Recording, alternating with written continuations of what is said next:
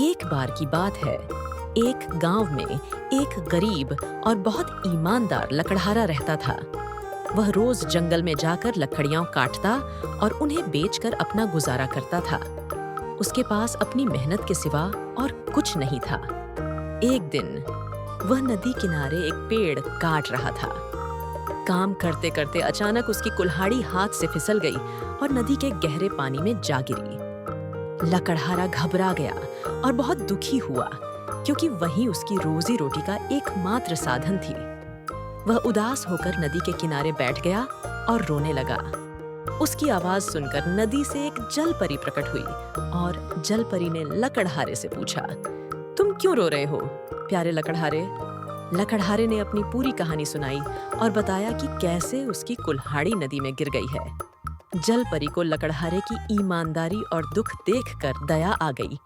जलपरी ने मुस्कुराते हुए कहा, चिंता मत करो, मैं तुम्हारी मदद करूंगी।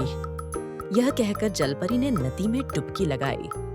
थोड़ी देर बाद वह एक सोने की कुल्हाड़ी लेकर बाहर आई और लकड़हारे से पूछा, क्या यह तुम्हारी कुल्हाड़ी है?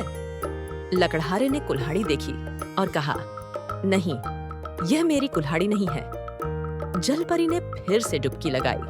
इस बार वह एक चांदी की कुल्हाड़ी लेकर बाहर आई। उसने पूछा, क्या यह तुम्हारी कुल्हाड़ी है? लकड़हारे ने फिर से मना कर दिया और कहा, नहीं, यह भी मेरी कुल्हाड़ी नहीं है। जलपरी ने तीसरी बार डुबकी लगाई और इस बार वह लकड़हारे की पुरानी लोहे की कुल्हाड़ी लेकर बाहर आई।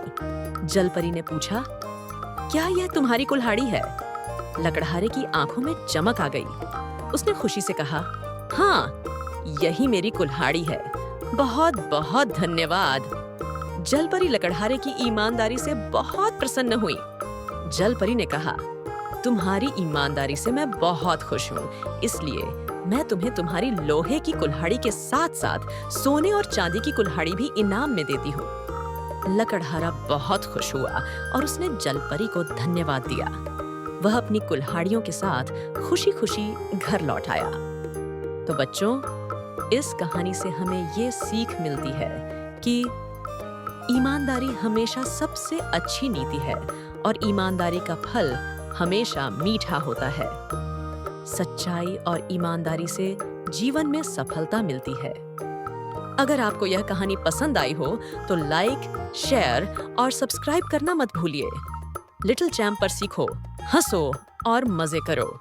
Bye bye.